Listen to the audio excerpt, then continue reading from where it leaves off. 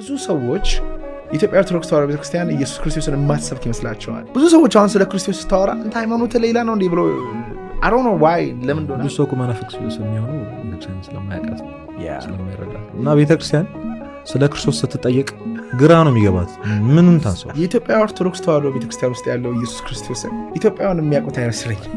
እስቲ እንዴት ነው የምትሰብከው ኢየሱስ ክርስቶስ በኢትዮጵያ ኦርቶዶክስ ተዋሕዶ ምንድን ነው? እዚህ በኩል ያሉት ግንቡን ስትሳለም ክርስቶስን የገነዙት ኒቆዲሞስና ዮሴፍ እንደውም አንድ ነዳይ አንተ ተቀበለ ስጠኝ ይላል እግዚአብሔር ይስጥልኝ ይችላል። ለምሳሌ ኢንጂነሪንግ የተማረ ሰው ወይም ደግሞ አሁን እዚህ ውስጥ እናንተ ቁጭ ያለን 5 ዓመት ኢንጂነሪንግ ስለተማረ እየሰራው አምነ ነው እንደማይደረመስ ለ5 ዓመቱ ነው ያመነው። ታውቃለህ አይደል? ስላልተሳካልህ ሄደህ የምትሰድበው እግዚአብሔር ሲሳካልህ የምታመሰግነው እግዚአብሔር አስብ። በቃ የሚሰጥህ አንተ የምትጠይቀው አይደለም። እንደዚህ አይነት አባት አይደለም የተፈጠርከው ልታገለግል። አንተ በጣም ብዙዎቻችን ተምረናል፣ ያለፍከውን ነገር እናውቃለን። በትክክል መጠቀምህን የምናውቀው አልፎልህ ብቻ አይደለም የሚኖር እንዴት እንዳለፈልህ ለሰዎች ያስተምርከው። አንድ ልጅ ሮቦት አባቱን ዳቦ ሲጠይቀው ድንጋይ ይሰጠዋልን እያለ እንደዚህ ኤግዛምፕል የሰጠው እኮ ለማን ያዘዋል እንዲያደርግ ያንተን እከለክላለሁ። አስቀድማችሁ ጽድቅና መንግስቱን እሹ ከዛ ሌላው ይጨመርላችኋል። ቅዱሳን አፈወርቅ ሌላው ይሰጣችኋል አይደለም ይጨመርላችኋል። ዳት ሚስ የሆነ ጭማሪ ነገር ነው።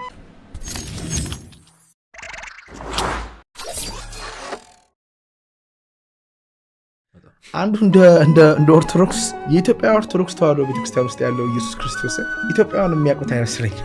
አይ ዶንት ኖ ወይ በግዕዝ ስለሚቀደስ ሊሆን ይችላል፣ ማለቱ በግዕዝ ስለሆነ ሊሆን ይችላል። ግን ብዙ ሰዎች ከውስጥ ሆኜ ሳይ ቅዳሴ ላይ ስሳተፍ መጽሐፍ ሳነብ ብዙ ሰዎች የኢትዮጵያ ኦርቶዶክስ ተዋሕዶ ቤተክርስቲያን ኢየሱስ ክርስቶስን የማትሰብክ ይመስላቸዋል። እስቲ እንዴት ነው የምትሰብከው ኢየሱስ ክርስቶስ በኢትዮጵያ ኦርቶዶክስ ተዋሕዶ ምንድን ነው? በደንብ ቤተክርስቲያን ሊቃውንት ቁጭ ብሎ ቢያወሩበት ላሉ በእኔ አንደበት ከሚናገር ግን በትንሹ ራሱ ቤተክርስቲያን ያለ ክርስቶስ ምንም ናት። አሁን በጣም የሚናገረው ራሷ ነው። የክርስቶስ አካል ናት ነው ቤተክርስቲያን። የክርስቶስ አካሉ ናት ማለት የምታየው ክርስቶስን ስታየው ራስ ብቻ አይደለም። ቤተክርስቲያንን ስታይ ክርስቶስ ነው የሚታየው። አካሉ ናት። ሁሉ ነገሯ ክርስቶስ ነው።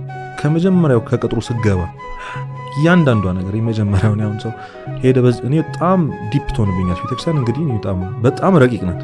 ላይክ አሁን የነገረችን ነው። ስትጠልቅ ደግሞ አይምሮ መሸከም የማይችለው ጥበብ ነው የምታገኘው።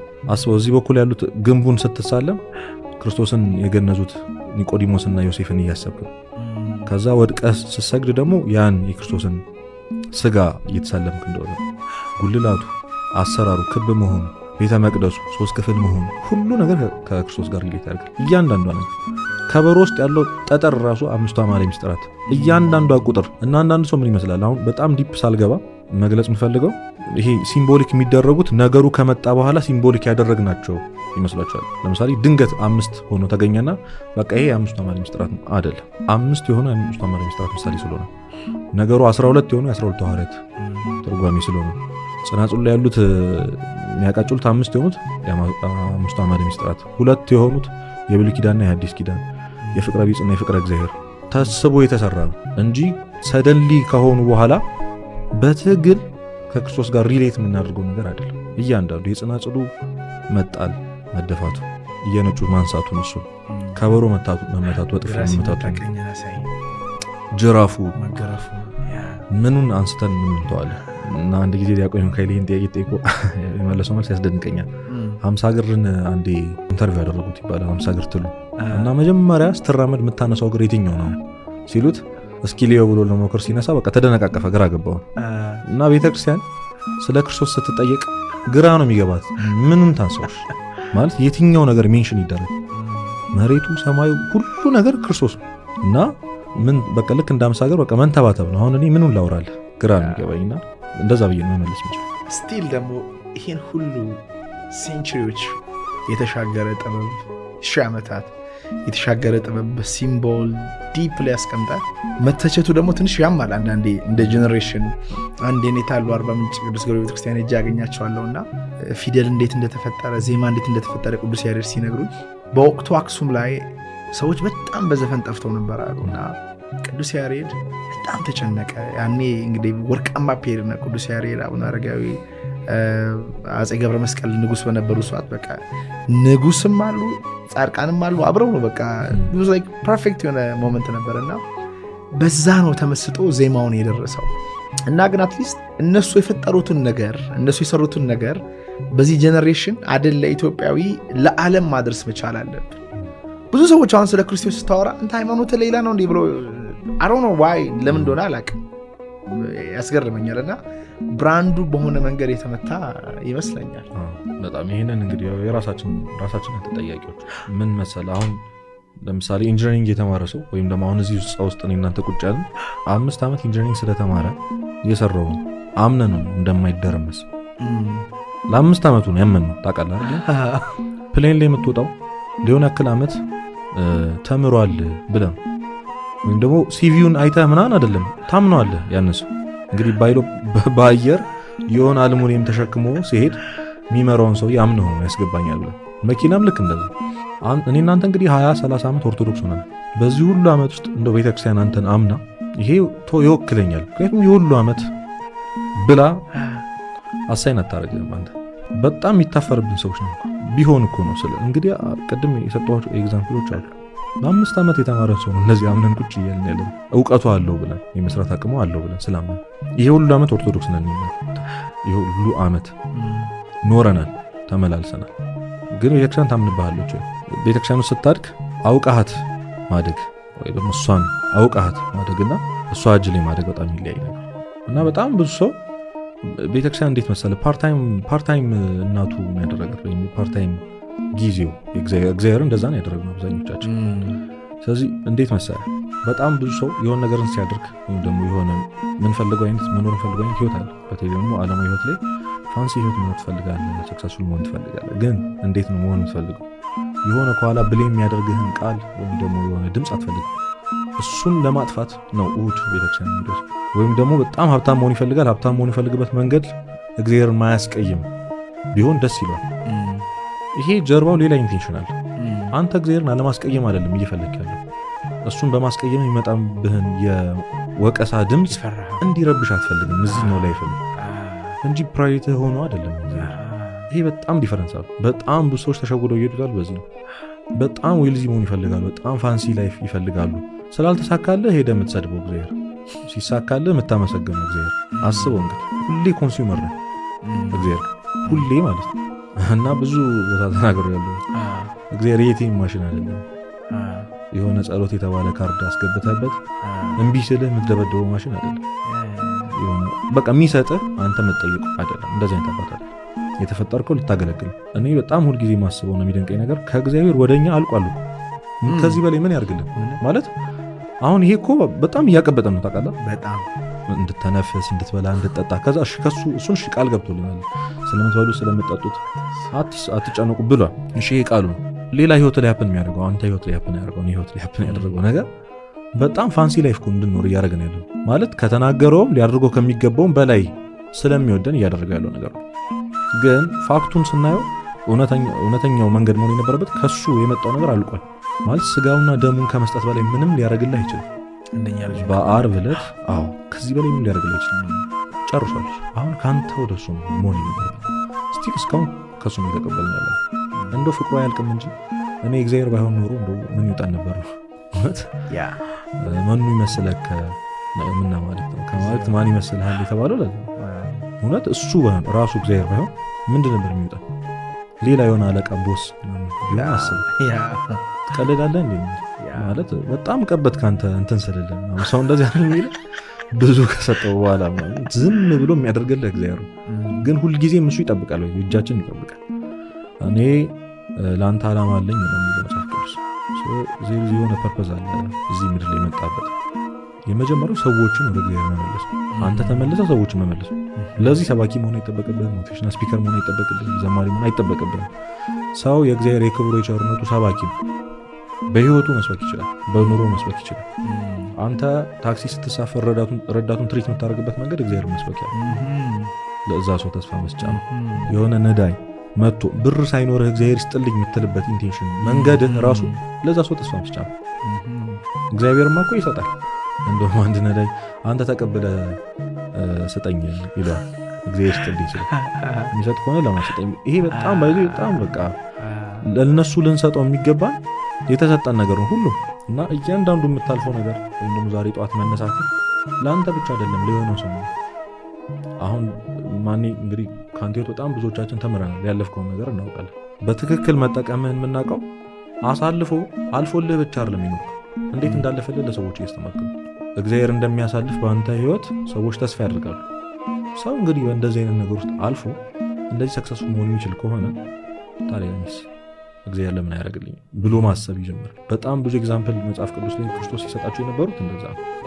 አንድ ልጅ ርቦት አባቱን ዳቦ ሲጠይቀው ድንጋይ ይሰጠዋልን እያለ እንደዚህ ኤግዛምፕል የሰጠው እኮ ለማን ያዘዋል እንዲያደርግ ያንተን እከለክላለሁ እንደዚህ ላለፋላቸው ሰዎች እነዚህ ሰዎች ከዛስ መጽሐፍ ቅዱስ ላይ ያሉ ሰዎች ዮሴፍ ሙሴ እነዛ ሁሉ ሰዎች እነዚህ ሰዎች ከመከራዎች ኢዮብን እጥፍ ድርብ አድርጌ ክሼ አንተን እንዴት አላድነህ?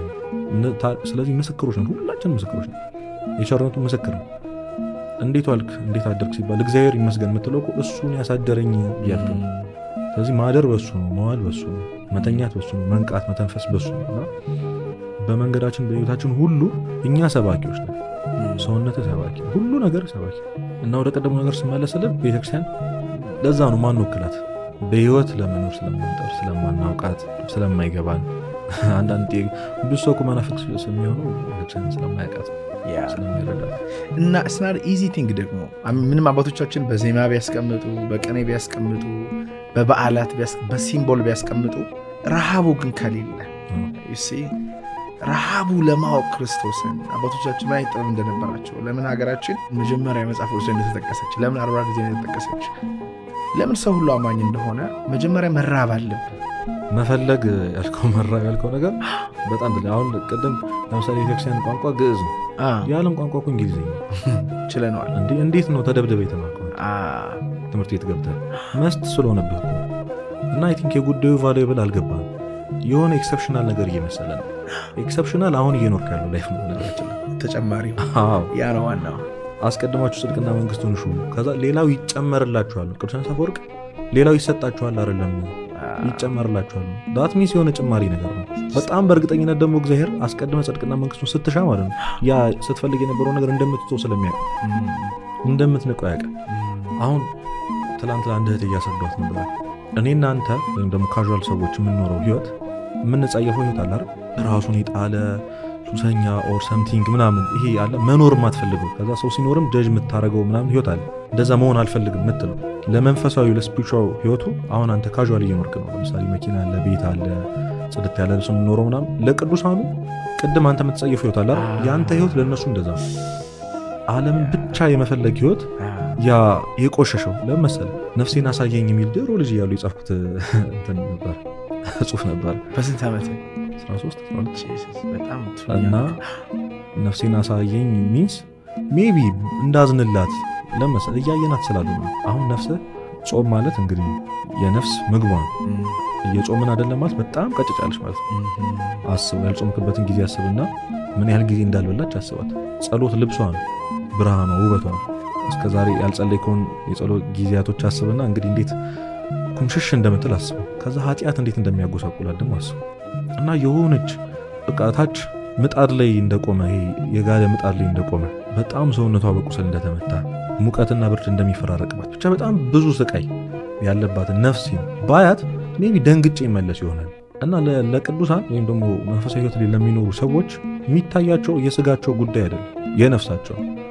እነሱ አንተ ከምታየው ከሰውነት አሻግረው ነፍሳቸው ማየት ስለቻሉ ስለዚህ ያስባሉ፣ እንዲህ መጾም አለብኝ እኮ አንተ መብላት አለብኝ እንደምትል መጸለይ አለብኝ እኮ አንተ ልክ ሌላ ነገር ማድረግ አለብኝ እንደምታስብ ሶ እነሱ ነፍሳቸውን ማየት ስለቻሉ በጣም ኬር የሚያደርጉት ቫልዩ ስለገባቸው እና አሁን መራብ መፈለግ የምትላቸው ጉዳዮች ወይም በዚህ ልክ ሰነፍ የሆን ነው የጉዳዩ ቫልዩ ስላልገባ ነው።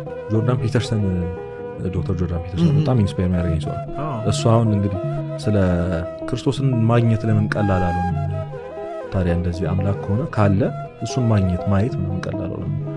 the price of life is days ይላል። ጌም አይደለም እኮ ህይወት። you have to do something you have to put የሆነ ነገር የወርቅና የድንጋይ ልዩነት እኮ ማብረቅረቁ ምናምን አይደለም። ወርቅ ለማግኘት ቀላል ስላልሆነ በጣም ትቆፍራለህ፣ ከዛ ደግሞ ቦታውም ይለያያል። በጣም በእርግጠኝነት አሁን ካዥዋል ሆነ የምናየው ዝም ብሎ ድንጋይ ለማግኘት በጣም ከባድ ቢሆንና ወርቅ በየመንገዱ ፋሉ ነው። ሶ ጉዳዩ ስላብረቀረቀ ምናምን አይደለም፣ ከሱ አይደለም ለማግኘት ከባድ ስለሆነ እግዚአብሔር በጣም ቫሉብል የሆነው ለማግኘት ቀላል ነገር ስላለ ነው። ቀላል አይደለም። ዋጋ የሌላቸው ነገሮች ናቸው ቀላል ነው። ዋጋ ያላቸው ነገሮች ሁልጊዜም ከባድ ናቸው። የሆነ መውጣት ያለበት ደረጃ አለ። የሆነ መልፋት ያለበት ነገር አለ። ያቺን ልፋት ሰው ይጠላታል። እሱን የሚጠቅም አይመስለውም። ለእሱ አይመስለውም። እኔ ለምን በጣም ግራ የሚገባኝ ለእኛ አይመስለን። ማን የሆነ አስተውሎት ታውቃለህ? ሰማይ ለአንተ ነው የተፈጠረው፣ ምድር ለአንተ ነው፣ መላእክት ለአንተ ናቸው፣ መንግስተ ሰማያት ለአንተ ነው። ያ ሁሉ ትርምስ ለአንተ ነው። ይሄ ሁሉ ነገር ኦንሊ ኢሹ የእግዚአብሔር ኢሹ ማን እንደሆነ ታውቃለህ? አንተ ነው። እኔ በጣም ይገርመኝ ኢሹ ላይክ እግዚአብሔር ሌላ ጉዳይ የለውም። የሁሉ ዘመን ሲኖር ከማን ያዟል ውጭ እና አሁን ከምትሰሙት ሰዎች ከራሳችሁ ከኔ ውጪ ከሰው ውጪ ሌላ ጉዳይ የለውም። አንተ ከእግዚአብሔር ውጪ ጉዳይ አለ። በጣም ነው ያለ። በጣም ትሰራለህ፣ ትበላለህ፣ ትጠጣለህ። ከዛ ትዝ ሲልህ ትመለሳለህ። እንደው ጎበዝ ከሆንክ በቀን ግማሽ ቀን ልታስበው ትችላለህ። ግማሽ ቀን እንደው በጣም ጎበዝ ከሆንክ ሙሉ ህይወትን አስቀድሰ ምን ብለህ እንደው ነው ማንም አያስብም። የእግዚአብሔር ፕራዮሪቲ አንተ ነህ። ከዚህ በላይ ምን አለ? ኤፒክቴተስ የሚባል ሰው ነው ሰይ እግዚአብሔርን ከምተነፍሰው በላይ አስበው ይላል። እኔ አሁን ባለኝ ህይወቴ ብዙ ስራዎችን መልቀቅና ከእግዚአብሔር ጋር መሆንን ፕራዮሪታይዝ እያደረኩ ነው።